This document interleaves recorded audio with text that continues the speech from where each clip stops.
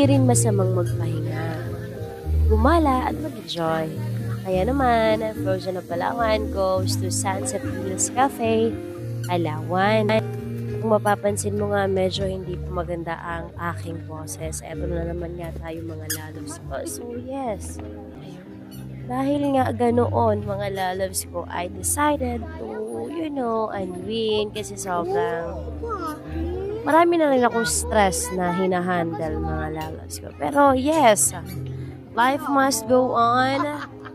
We have enjoyed the life. Mag-orange pa yan siya, di ba mamaya? So, by the way mga loves, matagal ko na nga itong napapansin sa Facebook, itong Sunset Hills Cafe. In which, located ito siya sa Nagtabon mga lalabs ko. Alam mo bang muntikan na kaming hindi makapasok ng mga lalabs ko kasi kailangan pala siya ng reservation. Doon sa Facebook page, hindi ko napansin na may reservation. Chuchu pala.